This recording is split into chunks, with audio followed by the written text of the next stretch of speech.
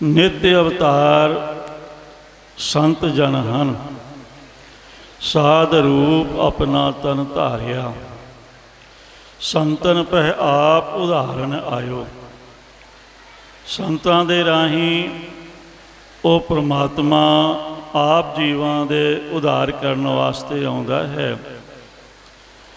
सो संतां दे विचों कारक ब्रह्म ज्ञानी सब शिष्ट का किरता, ऐसे महापुरुष धन धन संत बाबा ईसर सिंह जी राड़ा साहिब वाले। अज उन्हां दी जो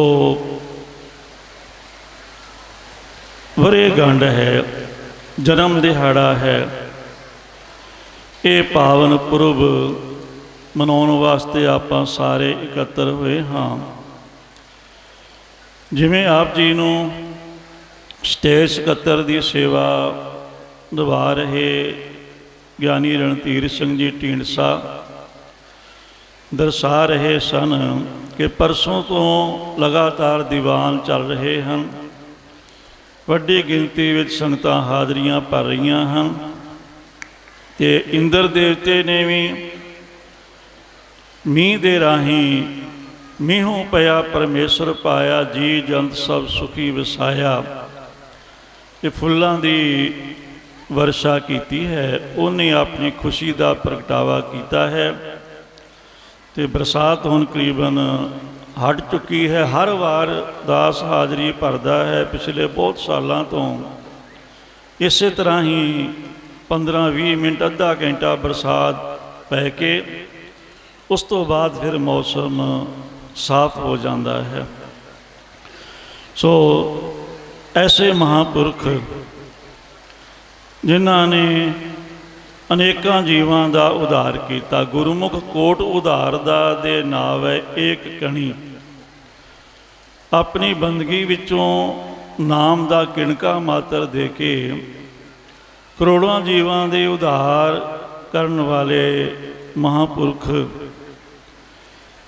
धन धन दशमेश पिता गुरु गोबिंद सिंह साहिब जी महाराज, उन्हां तो वरोसाए हुए धन धन प्यारे भाई दया सिंह जी, उन्हां तो अगे ये ब्रह्म ज्ञानी महापुरखों की नाम गुरबाणी गुरमत प्रचार की जो संस्था संप्रदाय चली है, जिस विच होती मरदान वाले महापुरुष बाबा करम सिंह जी हुए, रेरू साहिब वाले महापुरुष संत बाबा तर सिंह जी हुए, उन्हां तो वरसाए धन धन संत बाबा ईसर सिंह जी राड़ा साहिब वाले। सो अगे फिर संत बाबा तेजा सिंह जी, संत बाबा किशन सिंह जी महाराज, तो संत बाबा तेजा सिंह जी, तो हुण मौजूदा महापुरुख जिन्हां दी बहुत वड्डी घालना है, जिन्हां ने सिक्खी प्रचार का एक ऐसा कारज आरंभिया है। सब तो पहला हुण तां भावें उन्हां दी नकल करके कई यतन करते हैं, पर वो गल नहीं बन सकती।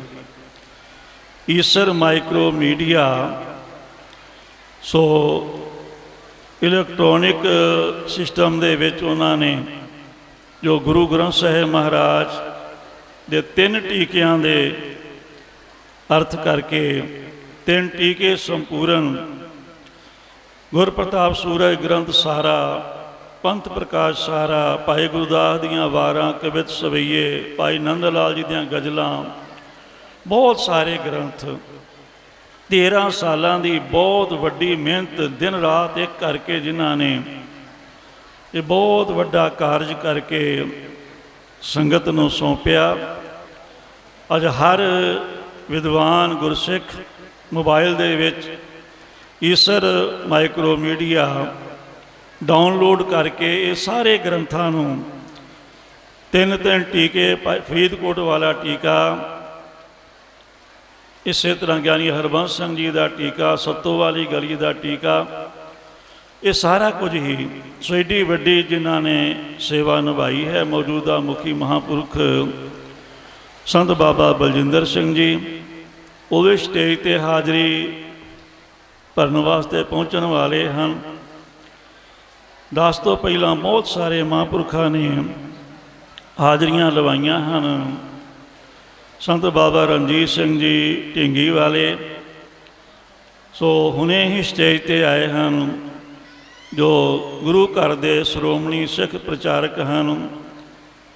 संत बाबा अमीर सिंह जी जवदी टकसाल वाले, जिन्हां दी बहुत वड्डी प्रचार की सेवा है। सो होर अनेका महापुरुष लम्या वाले महापुरख संत बाबा महिंदर सिंह जी वो भी विराजमान हैं। सो इस राड़ा साहिब वाली संप्रदा तो महापुरखों तो किन्ने वरुस आए हैं, किन्नियां ते बख्शिश हुई है, कितने महापुरख नाम बाणी का प्रचार कर रहे हैं। ਇਹਦਾ ਤਾਂ ਅੰਦਾਜ਼ਾ ਲਾਉਣਾ ਹੀ ਮੁਸ਼ਕਲ ਹੋ ਰਿਹਾ ਹੈ। ਸੋ ਐਸੇ ਮਹਾਂਪੁਰਖ ਜੋ ਪ੍ਰਮਾਤਮਾ ਦਾ ਨਿੱਤ ਅਵਤਾਰ, ਜਿਨ੍ਹਾਂ ਦੇ ਰਾਹੀਂ ਵਾਹਿਗੁਰੂ ਆਪ ਜੀਵਾਂ ਦੇ ਉਧਾਰ ਵਾਸਤੇ ਇਸ ਸੰਸਾਰ 'ਤੇ ਆਉਂਦਾ ਹੈ। ਨਿਮਿਤ ਅਵਤਾਰ ਕਿਸੇ ਖਾਸ ਕਾਰਨ ਕਰਕੇ ਸੰਖਾਸੁਰ ਬਾਰੇ ਵੇਦ ਉਧਾਰੇ ਦਸਮ ਪਾਤਸ਼ਾਹ ਦਾ ਬਚਨ ਹੈ। हरनाकस दुष्ट हर मारिया, प्रहलाद तराया, नरसिंह अवतार आदि किसी मुख प्रयोजन के वास्ते अवतार धारना, उस तो बाद अलोप हो जाना। तो पूर्ण अवतार 24 अवतारों के विचों 2 ही हुए हैं, रामा अवतार ते कृष्णा अवतार। तो अगे कलगीधर पातशाह का बचन है, कलकी अवतार ओदा समा आ रहा है। कलयुग के अंदर वो भी अवतार होएगा, कलकी अवतार कहावेंगे।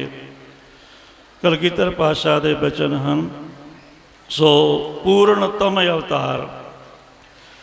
सो सतगुरु महाराज जोत रूप हर आप गुरु नानक कहायो, 16 कला संपूर्ण फरिया, अंत कला होए ठाकुर चढ़िया। जिन्हां दियां शक्तियां दा कला दा अंदाजा नहीं, जो सर्व शक्तिमान सारियां कला बनाने वाले, कला नूं प्रगट करने वाले, कला नूं धारण करने वाले ऐसे सतगुरु नानक देव जी, गुरु गोबिंद सिंह साहिब जी महाराज, दसे पातशाहियां, 10 पातशाहियां दा प्रतख रूप गुरु ग्रंथ साहिब जी महाराज। गुरु ग्रंथ साहिब जी सरगुण भी हैं ते निर्गुण भी हैं, ते शब्दावतार भी हैं। सरगुण कहते हैं जिदे दर्शन होन, जो गुरबाणी के अखर 1 ओंकार तो 18 10 20 तक ये अखर जो दर्शन अखरां राही हो रहे हैं, ये सरगुण स्वरूप है। ते अखरां दा जो अर्थ ते भाव है, एक है अर्थ ते भाव जिहड़ा है वो तो फिर महापुरुष ही समझते हैं, वो विद्वानां दी समझ तो परे है। सो गुरबाणी दा अर्थ अते भाव ये अकाल पुरख दा निर्गुण स्वरूप है। सो सरगुण निर्गुण निरंकार, सुन समाधि आप, आपन किया नानका आपे ही फिर जाप। ऐसे अकाल पुरख वाहिगुरु दे सरगुण ते निर्गुण स्वरूप 10 पातशाहियां दी जागदी जोत प्रतख सतगुरु श्री गुरु ग्रंथ साहिब जी महाराज, जिन्हां दी नाम बाणी का प्रचार महापुरखों ने बहुत वड्डे पद्धर ते कीता।